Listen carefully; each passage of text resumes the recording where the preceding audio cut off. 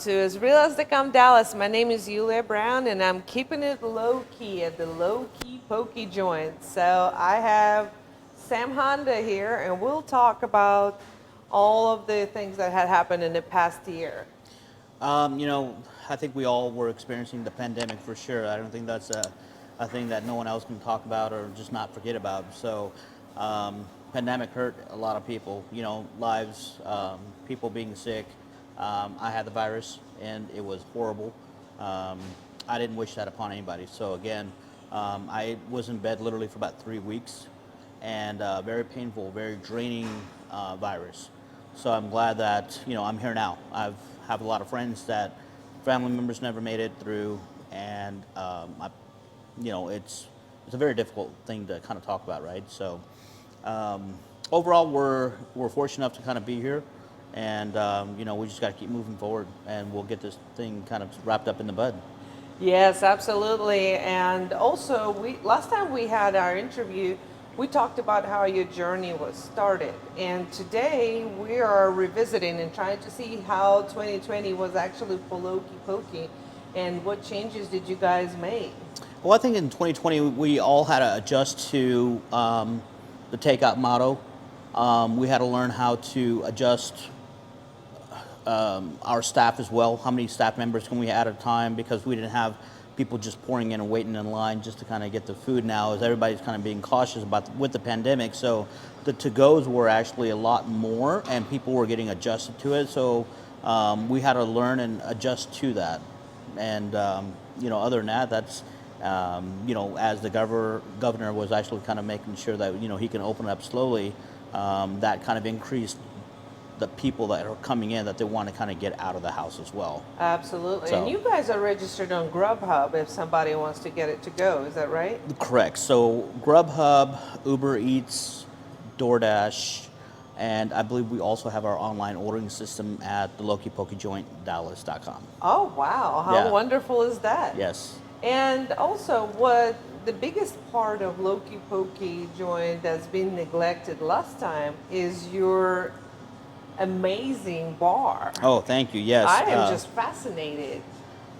Man, it was a great start to see that I didn't know pretty much anything about drinks or making cocktails until the fact that I enjoyed it myself. And after getting involved with the special spirits that you can actually kind of get your hands on, if you can get your hands on them, it kind of sets you apart from other people. So you're just not that ordinary bar, it's cliche bar that you can actually find all the normal things on the bar itself. So it's like a casual place with a 5-star liquor selection. Correct. We want to make sure that we can actually set ourselves apart from other poke shops and to be different about our menu and of course our bar. A lot of people don't recognize our bar when they first come in due to the fact that they know us in the very beginning as a restaurant and not a bar. And speaking of all of the new things, there is something in the works that your visitors and our viewers will learn about rather quickly. Yes, so we are expanding on our brand a little bit more. We're actually doing a speakeasy next door, so that is in the works. I think it's going to be very exclusive, very high-end, and just kind of a private area to kind of want to kind of come and relax a little bit more. Something up the par to your bar selection. There you go. About Yeah, let's that. talk about it. Let's talk about it. So these state-of-the-art bottles, let's talk about that. Sure. So the Casa Azuls are basically, they're all handcrafted bottles. They're all hand-painted from Mexico. You've got about 4 to 6 different collections that you can actually get from Casa Azul. You've got your Casa Azul Plata, which is not on the shelf just yet. Not here. And then it goes into the Casa Azul Reposado. And then from that, you can get the Mezcal and then the Añejo. So the difference are basically on the tequilas are, some are a very young tequila, and the Añejo is a little bit more aged, so it has a little bit more flavor. And then, of course, in Mezcal, it has a little bit more of the smokier notes to it, which is the one next to it. This one. So the Mezcal has a little bit more smokier notes to it. It's very, very well and simple to kind of drink if you like the smokiness. If you don't, that is not a drink for you because it is for some it could be overpowering. The one that you were just pointing to is a Casa Azul Gold. That gold is actually a 2020 year bottle that they actually created only 6,000 pieces of. Wow. So what Casa Azul did was they actually created that by adding the Plata and the Ultra, which is their ultra high of their one of their sought after bottles that people love. They did a combination of those two bottles together. They never released of the definition of how much of each that they put in there. And if they did, of course, a lot of people will kind of just buy those two and make it, so they wouldn't make it any kind of special. I think it's a very beautiful bottle. State of the art bottle. Yes, a lot of them, people may not realize it, but when you do get the bottles, they do have a bell on top. Yes. So after getting a drink, a lot of people can actually kind of ring the bell, and it's kind of a fun little thing that you can actually do with it. So it's amazing. And I love the beadwork on this one. That's like a handwork. That is, so all the beads, of course, they're hand done. That bell in that one does not ring just because it's getting confined with all the beadwork that's on top, so there's no vibration causing that bell to ring. But it's a gorgeous bottle. You can't really get rid of it. A lot of people, yes, it is. It's very, very stunning. 1942 Don Julio's is very recognized bottle. That's why we want to go ahead and make sure that we can actually kind of expand the tequila selection here. We've got some great ones like called the Soncoro. Soncoro is basically a tequila that Michael Jordan did his biography on, and so that's one of the bottles that he was actually sipping on was a Soncoro. So it was very kind of so a lot of people love the whole thing about Michael Jordan, doing his story and then what he drinks. Of course, so people that like makes it just as legendary as Michael Jordan. There you go. I love that. Yeah. Coming down the line, you've got your Hennessy's, you have your Remy's, we have a Remy XO, or the Hennessy XO, and then of course the Louis Trey. Can't say enough about Louis Trey, Baccarat Crystal, great cognac. Like a jewel in the crown. It really is. Next to that, you've got a Bob Dylan whiskey. So you have two different years that Bob Dylan actually kind of created his work with. These are collector's bottles. And the difference between the two, sorry. The difference between the two is one is a 2019, and the 2019 has actually been aged in Japanese barrels to get a different flavor out of it. So it's a Canadian whiskey that's been aged in fruitier barrels, so you can actually get more fruit notes out of it. And the difference between the two kinds of bourbons and whiskeys is that Japanese would use more floral notes, more fruity notes, compared to the American bourbons, where they're a little bit more oaky, a little bit more caramel, chocolate, and you can add on, going on and on with what kind of notes you can pick up. Wow. So you can get oak, you can get wood, and then of course the Japanese want to make sure that they're capturing the fruitier notes. So that's the difference between the two. The 2020 year of the bootleg that Bob Dylan did, he actually aged these in rum caskets. So it has a little bit more sweeter notes to it. Very, very well drink. Next to that, of course, the Colonel Taylor. That's the barrel proof. Phenomenal. It's the 2020 Colonel Taylor. It's 130.3 proof, which is extremely hot to drink, unless you're diluting it with water, of course. That will put some hair on your chest. Yes, it will. Yes, it will. I think that's one of my favorite ones from the 2019. The 2020 is very, very great to sip on. Blanton's, a lot of people love the Blanton's. It's just something that Buffalo Trace kind of created that has been very well sought after. It's very hard to get their hands on, and bars to get their hands on them is basically kind of a privilege. I think not everybody can get their hands on. Some people wait years just to get one bottle, and so it's nice for us to kind of have that. George T. Stagg is another part of Buffalo Trace, along with the Colonel Taylor. And that's one of their signature drinks that they kind of created too as well. The Weller's collection is also a part of the Buffalo Trace collection. We have pretty much the whole lineup, other than one bottle that we're missing is the CYPB. People will recognize the Special Reserve, the Weller's 12, Antique.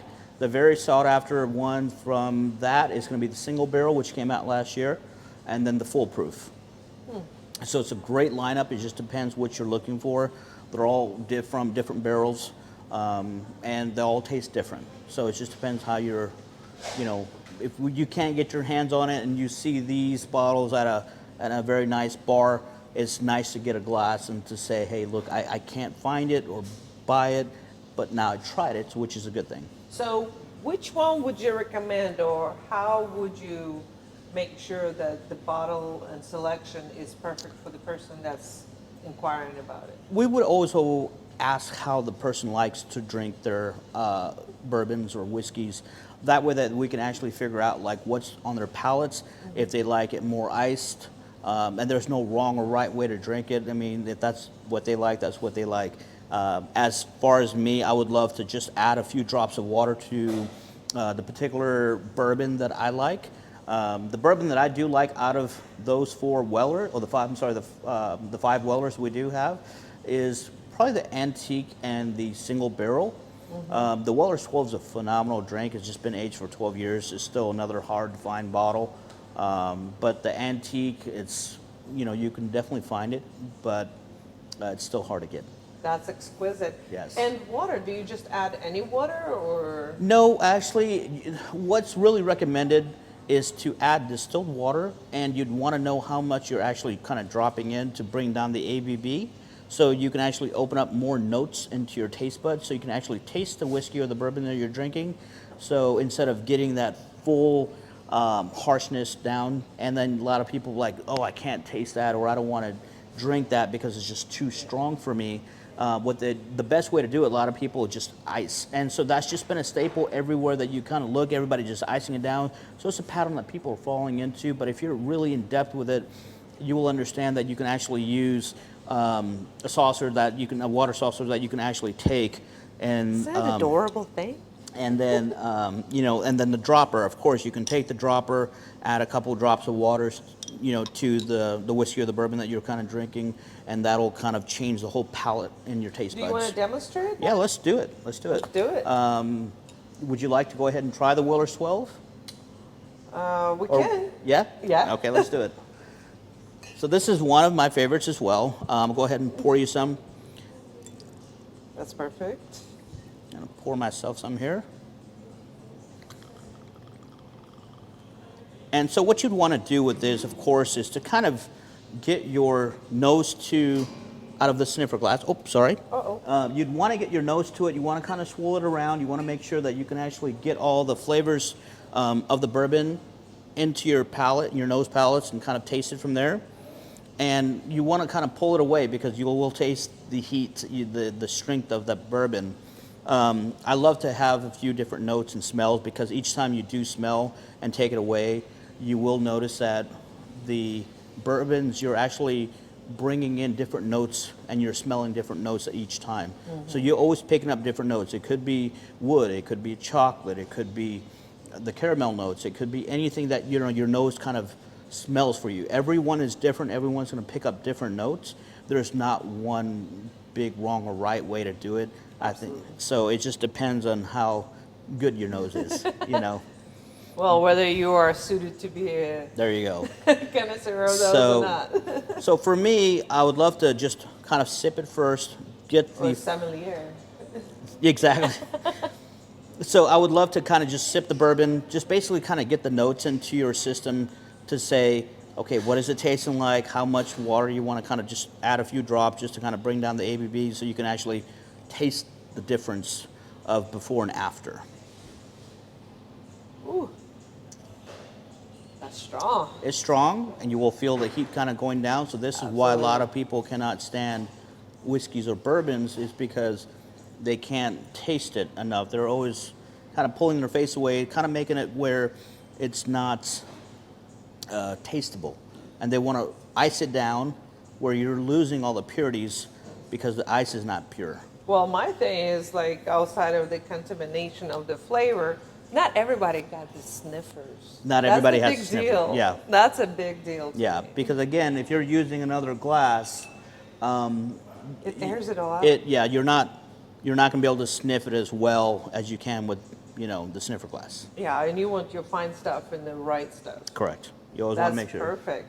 So what we would do here is basically, I would personally add in a couple of drops, and I'll go ahead and move the champagne out of the way. And That's my usual poison of my choice. you're a poison, all right.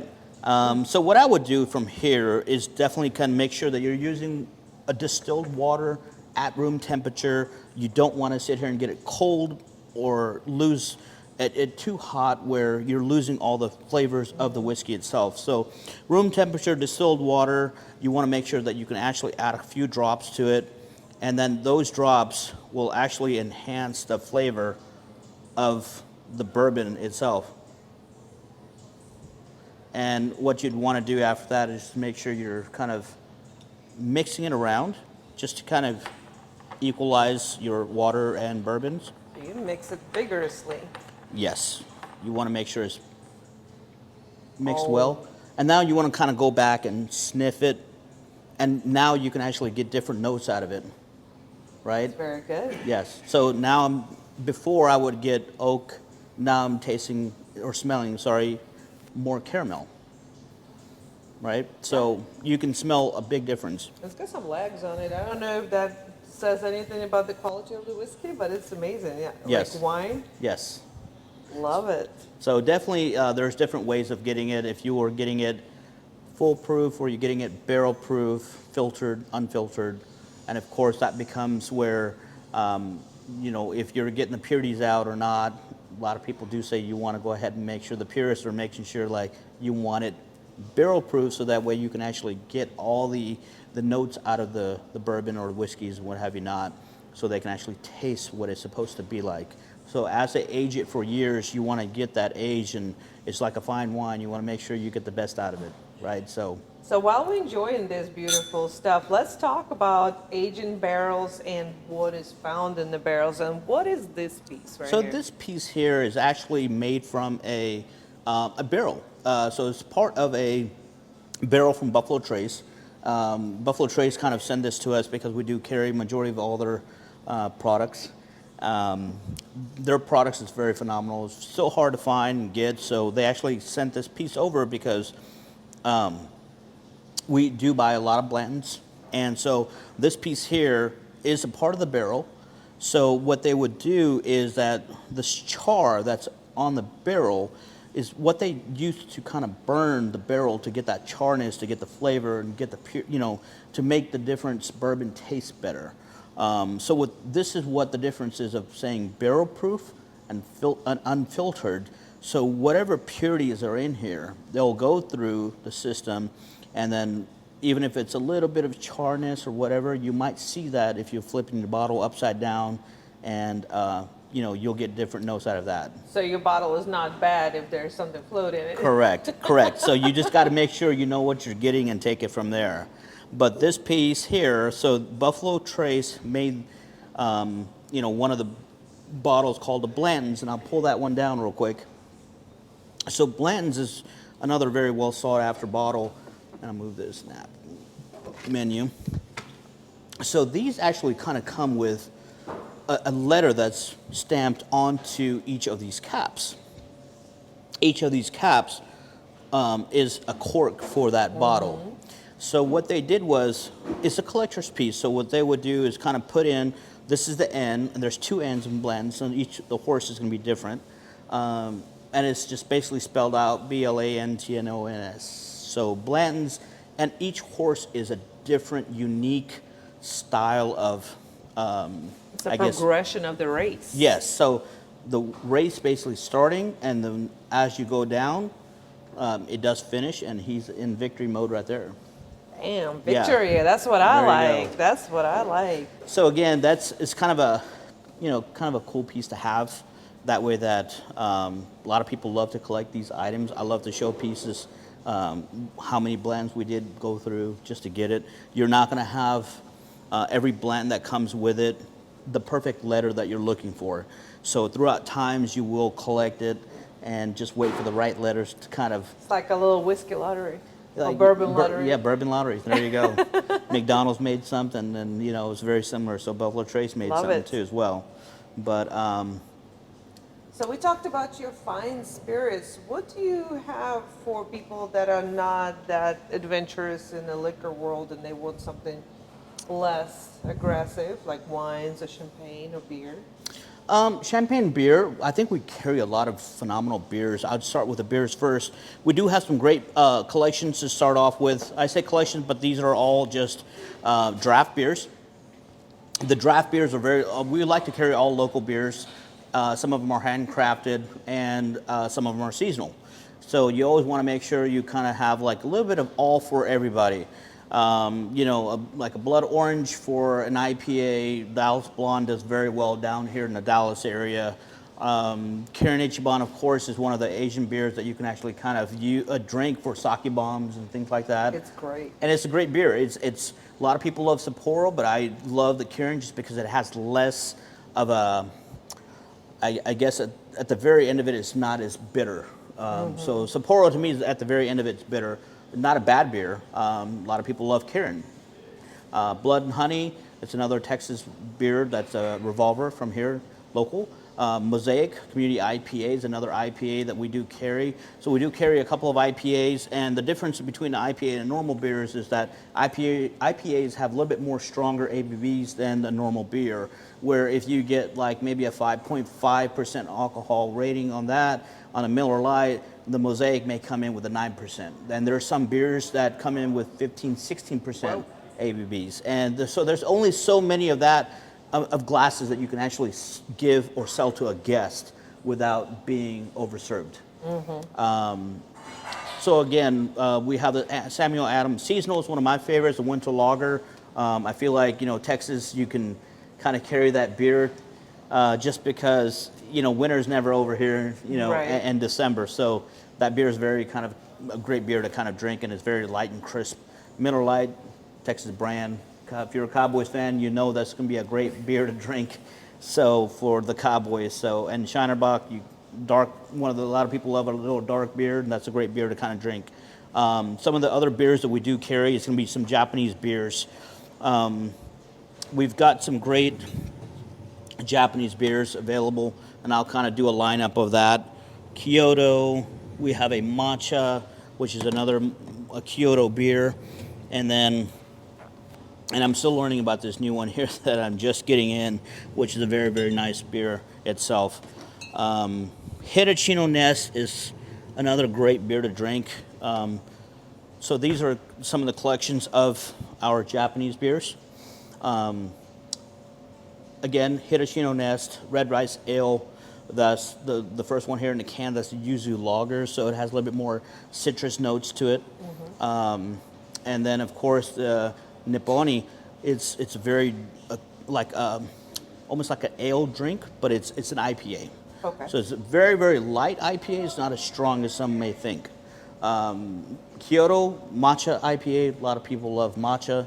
You can't really go wrong with it. Has a hint of matcha. It's not overpowering like a Starbucks latte or anything like that, but I think that's a great beer as well. This Kyoto here, I'm still learning more and more about it. This was a very unique release that is very sought after and hard to get. So as I got it, I was very lucky to even get it. So I'm still learning a little bit more in depth about this beer. And our viewers will be very lucky to taste it. There you since go, exactly, it. yes. This one here is a white yuzu, another one of my favorite beers to kind of drink. They actually use a very kind of a cool cap to it actually as you pull it off. I love those. I absolutely love that. It makes it so much fun just to open your beer. And I love to let a guest open their own beer. It's not nice to do that, but I think when these caps, you got to let them try to open up their own beers. So it's very fun. Very exotic. Very exotic. You're right about that. Of course, you've got your domestic, your beers available here. You've got also got some like Modelo, Heineken, Dos Equis, Corona available for some of the people that just still loves to drink a Corona here and there, and can't go wrong with that still. Yeah, and you definitely speak my language. You know you have a fine place when you serve Veuve Clicquot. Right. So we do have special events coming up. A lot of people will come to us and say, look, you know, we're going to do a private dinner. We've done a private dinner before with two. We kind of shut down the restaurant where it was just kind of a nice intimate dinner for them. Did That some was a roast. proposal, wasn't it? Well, that one was not a proposal. That was something where I think the two couples were basically, one was out of town in California, one lives here in Texas, and it was really, really nice of them to kind of choose us. But this is where their first dinner was, and they loved it. Wow. So it was nice for them to kind of like, you know, come back here and do a private dinner. They came in with, you know, a private car, had them catered, you know, drive in, and they had the whole 9 yards set up. So it was a, who couldn't be luckier? Beautiful. Yes. You know, I was yes. jealous myself. So we made them a, I believe, a 6-course meal. Had some champagne ready for them. Had some cocktails ready for them. So it was real fun for them to kind of rent out the place and, you know, enjoy it. So speaking of the meal, I know that you added quite a bit of the new items to your menu. We did. So the menu has been expanding more and more to a point where I can't even hand out a menu these days because there's so much adding on where the menu is taking longer to finish before I can add on a new menu item. So it's I know some guests may be like, well, I didn't know you ever had a menu. But again, I'm always in the kitchen kind of working, see what I can do to make, you know, a different menu and something just kind of classy and just quick bites to eat and things like that. And it's been turning out great. So I think the menu's maybe, you know, settled within a few months, and let's see what happens from there. And if you are into sashimi, you have the most exquisite tuna and salmon sashimi. So if you don't want to get addicted Yes. and you love sashimi, don't try it. Because you will be back here like myself. She's back and quite, I'm not saying how many times, I'll just leave that part alone. We'll leave that alone. That's to be on the HEPA. Yeah, there you go. There you go. So stop for one quick second because we must shine some light on the buffalo Trace. So yes, this is another part of Buffalo Trace products where the original barrel, the way you should be, how big it should be, but this is actually a real miniature scale of the full barrel that it would be at. So inside here is actually charred exact same way as a real barrel, and so this is, we have to basically cure this to make sure that we can get the purity or like all the basically the char out of it and everything else. So there's a procedure that will probably take a few days just to make sure that we can actually age this properly and get all the barrel strands to kind of expand and to make sure that it will hold you know, the bourbon that we do put in here and from not to leak as well. So it takes time just to kind of basically get this set up. You can put, after cleaning it out, real bourbon, and you'll actually get some great taste out of it as well. So it changes the taste if you're putting like another Buffalo Trace product in here to make it taste, you know, a little bit more different as well. But it's kind of a cool piece to have, you know, if you're making quick little cocktails like a old fashioned out of it, this is a great thing to kind of put in of your favorite bourbon to use from Buffalo Trace, and that way that you can actually make sure that your old fashioned is going to come out pretty quick. You know, make sure you muddle the sugar cubes and use the right bitters and a fine orange and a black cherry and use the proper bourbon and you'll be set. Oh wow, I think you just turned me into the whole bourbon drinker. Yes, yes, yes. I just love the presentation. I love the way it looks, and definitely not any barrel is made alike. Right. Everyone's going to be a little different. They do kind of put them together the same way. They do char them. But the thing is, no barrel will be alike because of the... what they will do basically is take a barrel. If Buffalo Trace takes a barrel, age their bourbons into it. After they're done, they can actually resell them, and other people will buy their barrels, which is a cool thing, and then age other items into it to kind of give it a different notes of smell and taste and everything like that. So it's very, very cool. It can actually go down a long ways with the barrels. People go after those barrels like... Yeah, it's like you buy wine that was in a whiskey barrel. Right. It's the same thing. Right. I think it's fascinating. The whole world of spirits is a whole different world. Yeah, they're changing the game up for sure. That is exquisite. Yes. Well, thank you so much for shining some light. Of course. We are back to please like, subscribe, share, comment. We'll be more than happy to hear your thoughts. And of course, thank you for being our viewer. This was As Real as They Come, Dallas at Lowke Poke. All right. Thank you, guys.